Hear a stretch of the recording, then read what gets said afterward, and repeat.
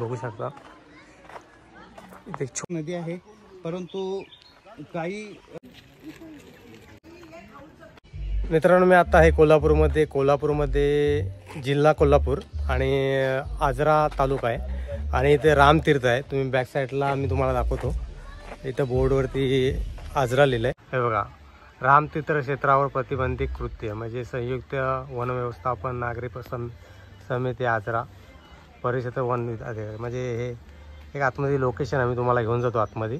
तिथे बाहेर दाखवतो मी तुम्हाला. हे बघा, इथं पार्किंगसाठी गाड्या वगैरे इथं पार्क करू शकता. त्यानंतर मी तुम्हाला आतमध्ये घेऊन जातो. बघा, गेटमधून आतमध्ये घेऊन जातो.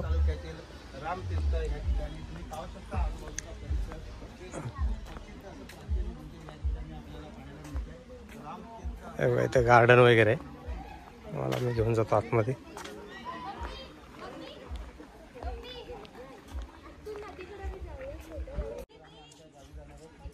हे बघा, तुम्हाला मी दाखवतो.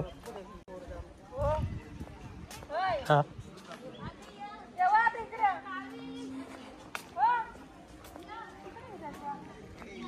हे बघा, इथं मला वाटतं हॉटेल आहे. नाही, हे मंदिर आहे, राम मंदिर रामतीर्थ आजरा. तुम्ही बघू शकता इथे एक छोटंसं गार्डन दिलंय. त्यानंतर तुम्हाला मी बाहेर घेऊन जातो. इथं हिरण्यकेशी गंगा माता नदीचे उगमस्थान हिरण्यकेशी आंबोली जिल्हा सिंधुदुर्गमध्ये येतं. सूचना पण दिल्या इथं. येथे येणारे भक्त पर्यटक व अन्य धार्मिक विधीसाठी येणाऱ्यांसाठी नदीच्या पात्रामध्ये चप्पल बूट वगैरे पावित्र्याने बुडू नये. तसेच पाण्यामध्ये पूजेचे व धार्मिक विधीचे निर्माल्य टाकू नये. त्यानंतर तुम्हाला बाहेर इथं पर्यटक आलेले आहेत, तुम्हाला घेऊन जातो तिकडे.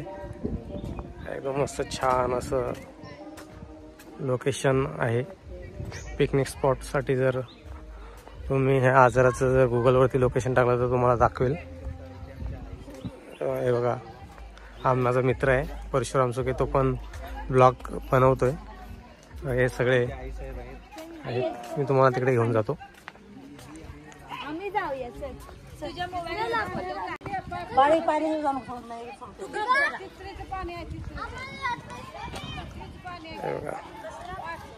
पर्यटक तिकडे खाली उतरलेत, आनंद लुटतात.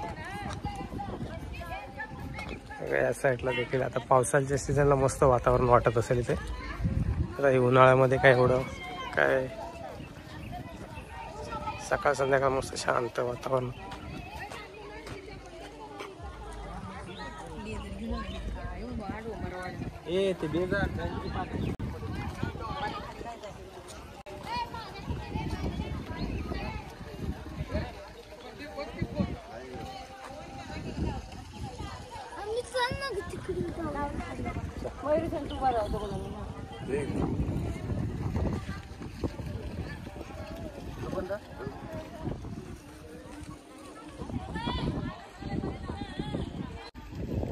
पर्यटक हे पाण्यामध्ये पाण्याची मजा लुटताना दिसत आहेत.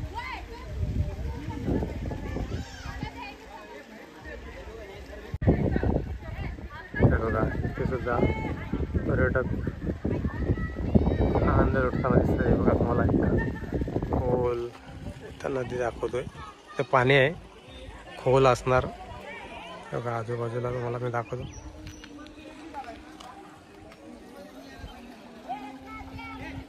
म्हणजे तुम्ही इथेच राहता का? इथे म्हणजे लग्न झाल्यानंतर मी इथे राहायला.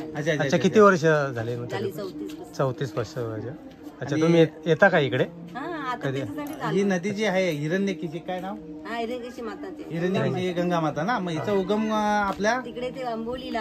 हा, तिथेच आहे. तिथंच आहे का? वर जावं लागतं. हा, आम्ही चंदगडचे आहोत, म्हणजे आंबोली आमच्या जवळच आहे. हा, मग ते वर जायचं आणि तिथे अशी विहीर आहे आणि अशी गुफा आहे, तिथे देव सगळे ठेवलेले आहेत. आणि दादा कोंडकेंच्या चित्रपटांची शूटिंग जी व्हायची ते या ठिकाणी व्हायची. हे बघा, हे जे काही चित्रपटांचे म्हणजे इथं झाले का? जे आहे ते अजून ते इथले आहेत का? हे बघा, तुम्ही पाहू शकता मित्रांनो, या ठिकाणी आपले प्रसिद्ध कलाकार दादा कोंडके यांची यांच्या इथं चित्रपटाचं या ठिकाणी शूट व्हायचं. म्हणजे तुम्ही बघू शकता की त्यांच्या चित्रपटामध्ये हिरोईन असायची जी कपडे वगैरे धुवायची ती ह्याच नदीमध्ये आपल्याला ते सीन शूट झालेले आपल्याला पाहायला मिळतात.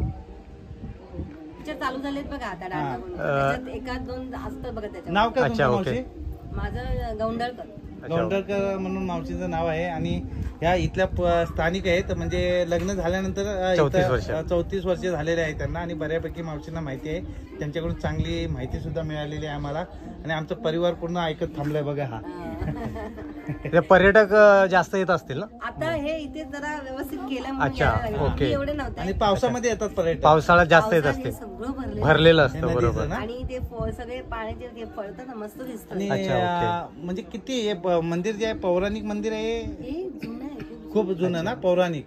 हे राम मंदिर आहे ना आतमध्ये बघितलं ना तुम्ही? नाही आतमध्ये नाही गेलेलो आहे हा. अच्छा ओके म्हणजे आता फक्त काहीतरी तोडून वगैरे केलं म्हणून. हा, हा. अच्छा अच्छा हे बघा मित्रांनो इथं पर्यटक ही नदी, आलेले आहेत जास्त नदीचे मोठमोठे खडकाळ असलेले काळे दगड तुम्ही पाहू शकता. त्या ठिकाणी मोठमोठ्या सुद्धा भाविक करताना आपल्याला दिसून येत आहेत. पवित्र नदी आहे आणि मला वाटतं अशा ठिकाणी आपण पवित्र नदीचं कुठंही नुकसान होता कामा नये. केर कचरा वगैरे मला वाटतं जो होत असेल तो आपल्याकडून तो कुठे केर कचरा न करता आपण आणलेल्या प्लास्टिकच्या बॉटल हे तर मंदिरमध्ये जाऊन यायला पाहिजे.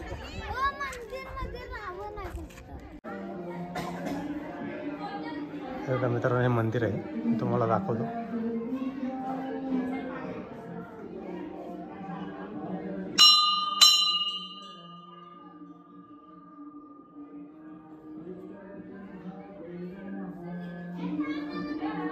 दाजी हो दाजी